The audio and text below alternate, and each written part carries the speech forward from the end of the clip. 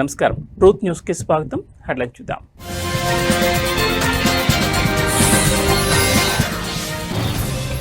ఇవాళ మరోసారి హస్తినకు వెళ్లనున్న సీఎం రేవంత్. రేపు ఢిల్లీలో తెలంగాణ కాంగ్రెస్ ధర్నా.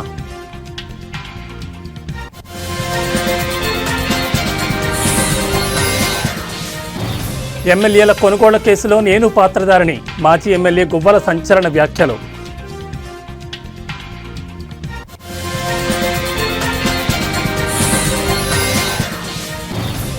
ఇవాళ రేపు తెలంగాణకు వర్ష సూచన. ఉరుములు మెరుపులతో కూడిన వర్షం కురిసే అవకాశం.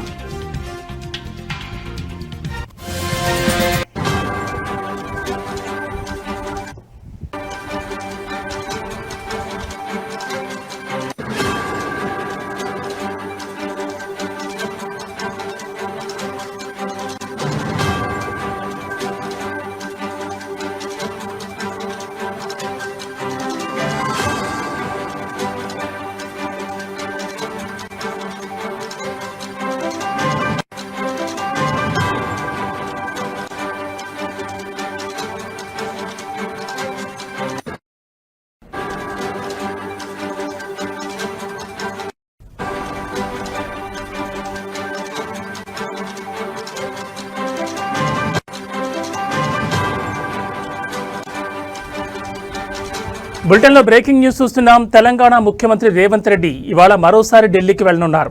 ఈ మేరకు మధ్యాహ్నం 1 గంటకు ఆయన శంషాబాద్లోని రాజీవ్ గాంధీ ఇంటర్నేషనల్ ఎయిర్పోర్ట్ నుంచి నేరుగా హస్తినకు చేరుకుంటారు. అనంతరం రాష్ట్రంలో బీసీలకు 42% రిజర్వేషన్ల సాధనకు కాంగ్రెస్ పార్టీ ఆధ్వర్యంలో రేపు జంతర్ మంతర్ వద్ద చేపట్టబోయే ధర్నాలో పాల్గొంటారు. బీసీ రిజర్వేషన్ల ఆర్డినెన్స్ను ఆమోదించేలా కేంద్ర ప్రభుత్వంపై మరింత ఒత్తిడి తీసుకొచ్చేలా మొత్తం 3 రోజుల పాటు కాంగ్రెస్ ఆందోళన కార్యక్రమాలు కొనసాగనున్నాయి.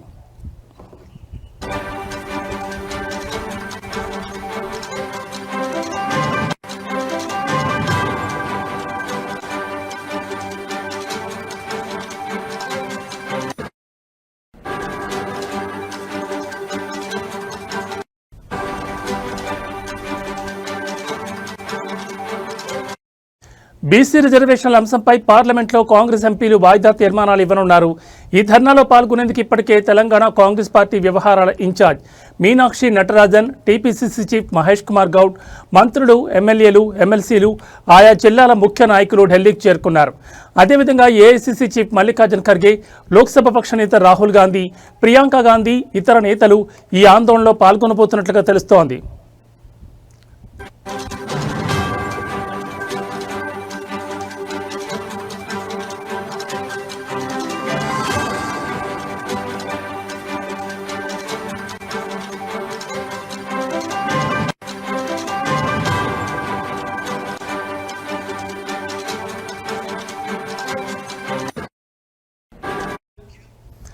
బ్రేకింగ్ న్యూస్ చూస్తున్నాం. తెలంగాణ ముఖ్యమంత్రి రేవంత్ రెడ్డి ఇవాళ మరోసారి ఢిల్లీకి వెళ్లనున్నారు.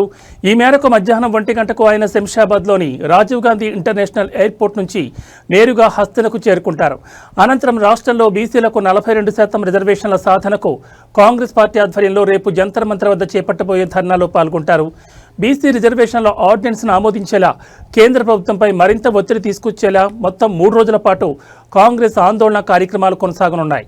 మరో బీసీ రిజర్వేషన్ల అంశంపై పార్లమెంట్లో కాంగ్రెస్ ఎంపీలు వాయిదా తీర్మానాలు ఇవ్వనున్నారు. ఈ ధర్నాలో పాల్గొనేందుకు ఇప్పటికే తెలంగాణ కాంగ్రెస్ పార్టీ వ్యవహారాల incharge Meenakshi Natarajan, TPCC chief Mahesh Kumar Goud, మంత్రులు, ఎమ్మెల్యేలు, ఎమ్మెల్సీలు, ఆయా జిల్లాల ముఖ్య నాయకులు ఢిల్లీకి చేరుకున్నారు. అదేవిధంగా ఏఐసీసీ చీఫ్ మల్లికార్జున్ ఖర్గే, లోక్సభ పక్ష నేత రాహుల్ గాంధీ, ప్రియాంక గాంధీ, ఇతర నేతలు ఈ ఆందోళనలో పాల్గొనబోతున్నట్లుగా తెలుస్తోంది.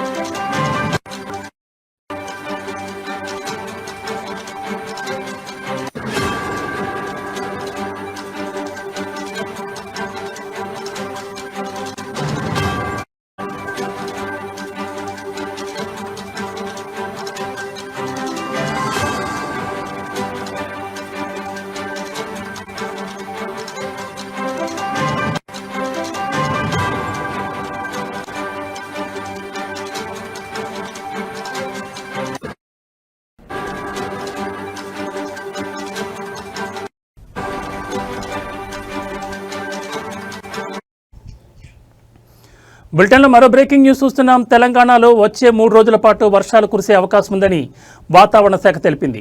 ఇవాళ రేపు రాష్ట్రంలోని కొన్ని ప్రాంతాల్లో ఉరుములు మెరుపులతో కూడిన వర్షాలు కురిసే అవకాశం ఉంది. పలు చోట్ల మోస్తరు నుంచి భారీ వర్షాలు పడే అవకాశం ఉన్నందున అధికారులు జాగ్రత్తలు తీసుకోవాలని హెచ్చరించారు.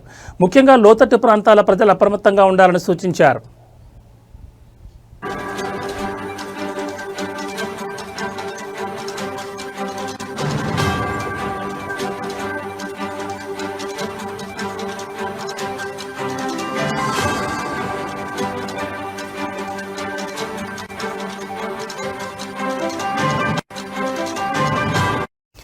ఈ పరిస్థితులను దృష్టిలో ఉంచుకుని తెలంగాణలోని 24 జిల్లాలకు వాతావరణ శాఖ ఎల్లో అలర్ట్ జారీ చేసింది. ఇదిలా ఉంటే నిన్న కురిసిన భారీ వర్షానికి హైదరాబాద్ నగరం తడిసి ముద్దైంది. అనేక ప్రాంతాల్లో వర్షపు నీరు చేరి ప్రజలు తీవ్ర ఇబ్బందులు పడుతున్నారు.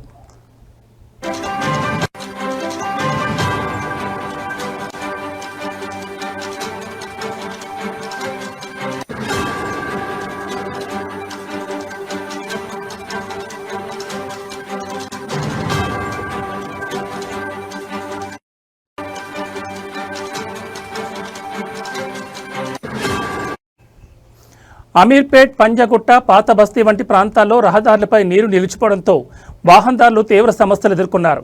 వర్షం కారణంగా ట్రాఫిక్ కూడా నిలిచిపోయింది. భారీ వర్షం కారణంగా డ్రైనేజీలు పొంగి పొర్లి రహదారులపైకి నీరు చేరింది. అధికారులు పరిస్థితిని అదుపులోకి తీసుకురావడానికి చర్యలు చేపట్టారు.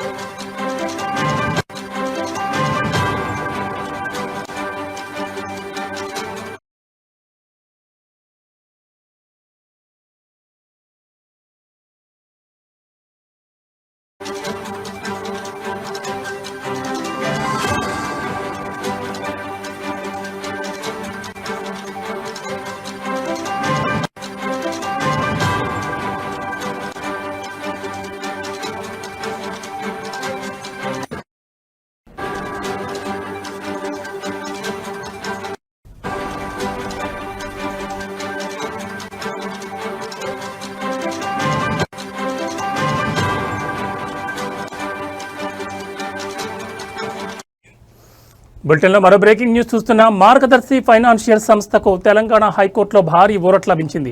సంస్థపై చాలా కాలంగా నడుస్తున్న క్రిమినల్ ప్రొసీడింగ్స్ను రద్దు చేస్తూ హైకోర్టు సోమవారం కీలక తీర్పు వెలువరించింది.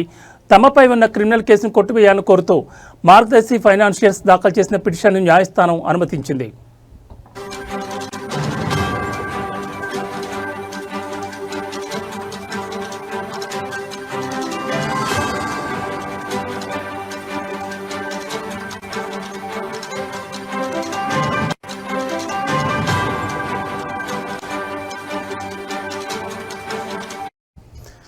డిపాజిటర్ల నుంచి ఒక్క అభ్యంతరం కూడా రాకపోవడం, హిందూ అవిభాజ్య కుటుంబ మాజీకర్త మరణించడం వంటి కారణాలతో ఈ కేసును ఇకపై కొనసాగించాల్సిన అవసరం లేదని హైకోర్టు స్పష్టం చేసింది. డిపాజిటర్లందరికీ సొమ్ము చెల్లించామని, హెచ్యుఎఫ్ కర్త మరణించినందున మిగిలిన సభ్యులను నిందితులుగా చేర్చలేరని మార్గదర్శి సంస్థ ఈ ఏడాది జనవరిలోనే కోర్టుకు వివరించింది.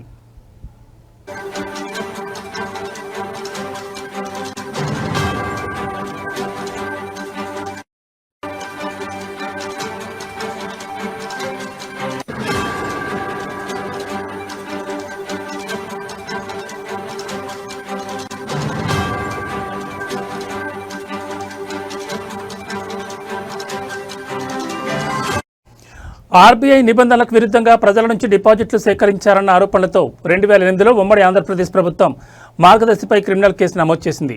ఈ కేసును 2018లోనే హైకోర్టు ఒకసారి కొట్టివేసింది. అయితే ఈ తీర్పుపై ఫిర్యాదుదారు సుప్రీంకోర్టును ఆశ్రయించారు.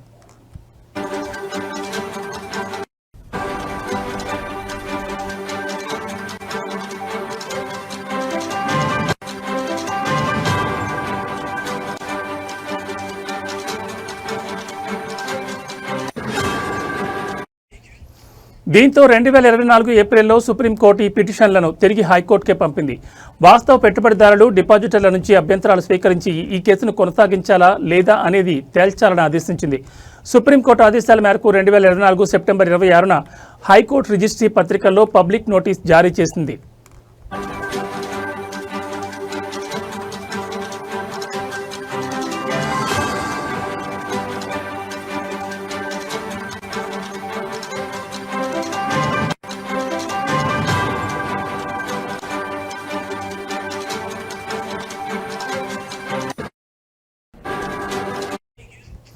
అయితే డిపాజిట్లన్నీ గతంలోనే చెల్లించినందున ఒక్క డిపాజిటర్ కూడా క్లెయిమ్తో ముందుకు రాలేదు. ఈ పరిణామాలను పరిగణలోకి తీసుకున్న హైకోర్టు మార్గదర్శి ఫైనాన్షియర్స్పై ఉన్న క్రిమినల్ కేసును రద్దు చేస్తూ తుది తీర్పు వెలువరించింది.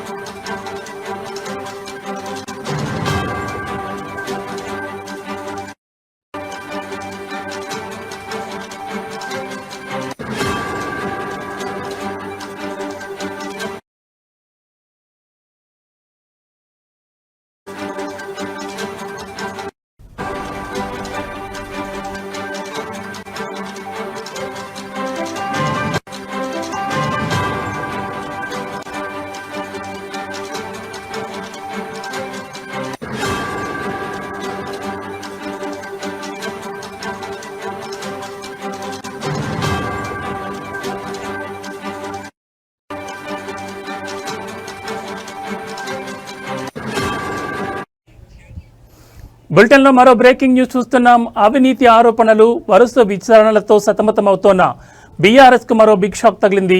నాగర్ కర్నూలు జిల్లా బీఆర్ఎస్ పార్టీ అధ్యక్షుడు అచ్చంపేట మాజీ ఎమ్మెల్యే గువ్వల బాలరాజు పార్టీకి రాజీనామా చేసిన విషయం తెలిసిందే. ఈ మేరకు తన రాజీనామా పత్రాన్ని ఫ్యాక్స్ ద్వారా పార్టీ అధినేత కేసీఆర్కు పంపించారు. ఈ నేపథ్యంలోనే బీఆర్ఎస్ పార్టీకి రాజీనామా చేయడంపై మరోసారి ఇవాళ ఆయన స్పందించారు.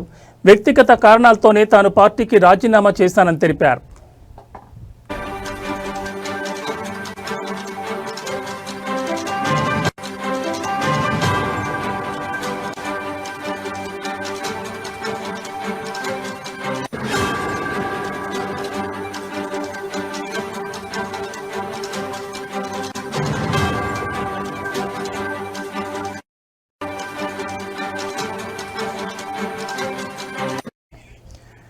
ఈ నెల 2వ తేదీనే తాను పార్టీకి రాజీనామా చేశానని, కాళేశ్వరం నివేదిక వచ్చాక చేశానని కొందరు కామెంట్ చేయడం సరికాదన్నారు.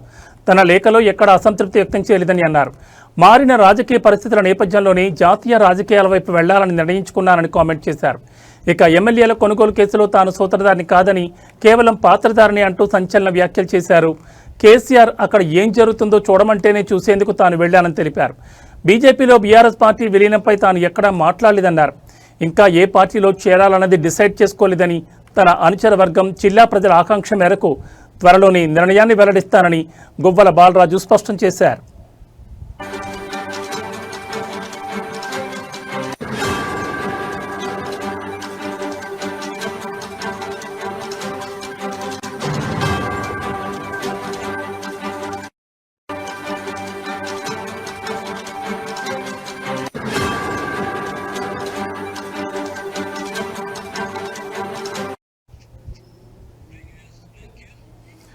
బ్రేకింగ్ న్యూస్ చూస్తున్నాం. అవినీతి ఆరోపణలు, వరుస విచారణలతో సతమతమవుతోన్న బీఆర్ఎస్కు మరో బిగ్ షాక్ తగిలింది.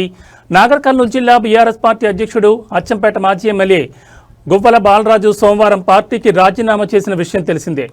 ఈ మేరకు తన రాజీనామా పత్రాన్ని ఫ్యాక్స్ ద్వారా పార్టీ అధినేత కేసీఆర్ పంపించారు. ఈ నేపథ్యంలోనే బీఆర్ఎస్ పార్టీకి రాజీనామా చేయడంపై మరోసారి ఇవాళ ఆయన స్పందించారు. వ్యక్తిగత కారణాలతోనే తాను పార్టీకి రాజీనామా చేశానని తెలిపారు. ఈ నెల 2నే తాను పార్టీకి రాజీనామా చేశానని, కాళేశ్వరం నివేదిక వచ్చాక చేశానని కొందరు కామెంట్ చేయడం సరికాదన్నారు. తన లేఖలో ఎక్కడా అసంతృప్తి వ్యక్తం చేయలేదన్నారు. మారిన రాజకీయ పరిస్థితుల నేపథ్యంలోనే జాతీయ రాజకీయాల వైపు వెళ్లాలని నిర్ణయించుకున్నానని కామెంట్ చేశారు. ఇక ఎమ్మెల్యేల కొనుగోలు కేసులో తాను సూత్రధారిని కాదని, కేవలం పాత్రధారిని అంటూ సంచలన వ్యాఖ్యలు చేశారు. కేసీఆర్ అక్కడ ఏం జరుగుతుందో చూడమంటేనే చూసేందుకు తాను వెళ్లానని తెలిపారు. బీజేపీలో బీఆర్ఎస్ పార్టీ విలీనంపై తాను ఎక్కడా మాట్లాడలేదన్నారు.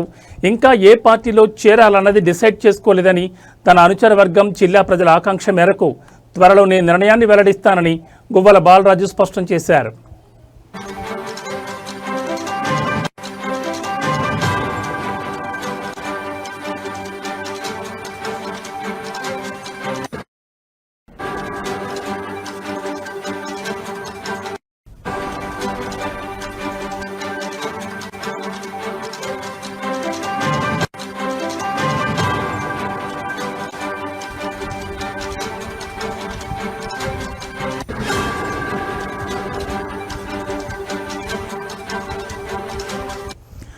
రైతుల సమస్యలను ప్రభుత్వం దృష్టికి తీసుకెళ్లి పరిష్కారం దిశగా చర్యలు తీసుకోవాలని కోరుతూ జాయింట్ కలెక్టర్కి మెమోరాండం అందించారు వైసీపీ నాయకులు.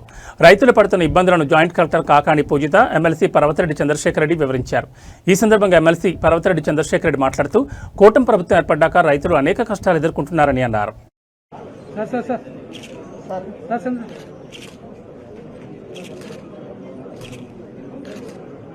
కూటమి ప్రభుత్వం ఏర్పడిన తర్వాత రైతుల కష్టాలు అనేనిగా మొదట్లో రాజశేఖర రెడ్డి గారు కానీ అలానే జగన్మోహన్ రెడ్డి గారి ప్రభుత్వంలో వర్షాలు చక్కగా పడడం కానీ గిట్టుబాటు ధరలు కానీ అలానే ప్రభుత్వం నుంచి రైతులకు అందాల్సినటువంటి సహకారం అది కరెంటు రూపంలో కానీ ఎరువుల రూపంలో కానీ విత్తనాల దగ్గర నుంచి పంట అమ్ముకునేంత వరకు కూడా ప్రతి ఒక్క దాంట్లో కూడా అటు రాజశేఖర రెడ్డి గారు కానీ జగన్మోహన్ రెడ్డి గారు కానీ ఇద్దరు కూడా చేసినటువంటి కృషి వల్ల రైతులు చాలా చక్కగా సంతోషంగా కూడా ఉన్నారు. పొలాలు రేట్లు పెరిగినాయి, అందరూ కూడా రైతుకు ఒక విలువ గౌరవం ఉండింది. అదే తెలుగుదేశం పార్టీ ప్రభుత్వం వచ్చేటప్పటికి వర్షాలు లేక అందరూ నానా తంటాలు పడి రైతులందరూ కూడా పొలాలను అమ్ముకునే పరిస్థితి కూడా మనం చూసినాం. సరే 2014-19 మధ్యలో అదేవిధంగా ఇప్పుడు కనుక తీసుకుంటే ఈ కూటమి ప్రభుత్వం వచ్చిన తర్వాత ఎక్కడా కూడా రైతుల గురించి ఆలోచించే పరిస్థితి కూడా లేదు. రైతులు పడుతున్నటువంటి కష్టాలు అన్నిటినీ కూడా వదిలేసి ఈరోజు కేవలం ఏంటంటే అరెస్టులు చేయడం, రాజకీయ నాయకుల్ని రాజకీయ కక్షలు అంటే వైఎస్ఆర్సీపీ అన్న వారందరినీ కూడా అరెస్ట్ చేయాలన్న ఒక ఆలోచన తప్ప ఎక్కడా కూడా రైతులను ఆదుకోవాలనే ఆలోచన కూడా లేదు. పైగా ఈరోజు ఎరువుల విషయంకి వచ్చేటప్పటికి వాటిని సబ్సిడీలు అందించాల్సినటువంటి బాధ్యత గవర్నమెంట్ మీద ఉంటుంది. ఇంతకుముందు అదే చేసింది. రైతు భరోసా కేంద్రాల ద్వారా మనం చక్కగా అంటే విత్తనం దగ్గర నుంచి ఎరువులు కానీ ఇవన్నీ కూడా వీటన్నిటిని సబ్సిడీ ద్వారా మనం అన్ని కూడా చక్కగా అందించినాం. రైతు ప్రశాంతంగా ఎక్కడా కూడా రోడ్డు మీదకి వచ్చిన పరిస్థితి కూడా ఉండదు. ప్రకాశం జిల్లా గిద్దలూరు నియోజకవర్గం రాచర్ల మండలం మేడవారిపల్లిలో సోమవారం విద్యుత్ సబ్స్టేషన్ ప్రారంభోత్సవంలో మంత్రి డోలా బాల వీరాంజనేయ స్వామి, మంత్రి గొట్టిపాటి రవికుమార్ పాల్గొన్నారు. ముఖ్యమంత్రి చంద్రబాబు గురించి, అవినీతి గురించి మాట్లాడే అర్హత ఎమ్మెల్యే బూచిపల్లి శివప్రసాద్ రెడ్డికి లేదన్న మంత్రి డోలా బాల వీరాంజనేయ స్వామి ఆగ్రహం వ్యక్తం చేశారు. రైతుల ప్రయోజనాల కోసం అన్నదాత సుఖీభావ పథకాన్ని ప్రకాశం జిల్లా దర్శి మండలం తూర్పు వీరైపాలెంలో ప్రారంభిస్తే స్వాగతించకుండా ఇలాంటి విమర్శలు చేయడం ఎందుకు సమాజ సమయాన్ని ఆయన ప్రశ్నించారు. బిగ్ బాస్ ద్వారా వీడియోలు చూశారు కదా, మీరు మీ ఛానల్స్ చూశారు కదా వీడియోల్ని. అదేవిధంగా నోట్ల కట్ల పట్టుకొచ్చారు కదా, ఇది ఒక శాంపిల్ మాత్రమే. తప్పు చేసిన వాళ్ళు ఎవరిని కూడా వదిలిపెట్టే పరిస్థితి లేదు.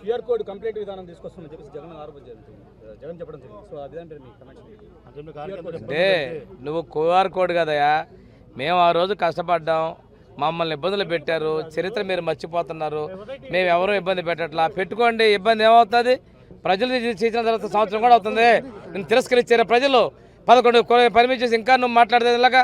ప్రజాస్వామ్యంలో మీకు స్వేచ్ఛను ఇచ్చాం, చేయండి, మీ ఇష్టం వచ్చినట్టు చేయండి.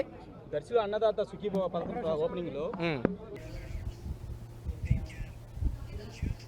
ఏవీ బులెటిన్ విశేషాలు. మరో బులెటిన్లో మళ్ళీ కలుద్దాం. నమస్తే.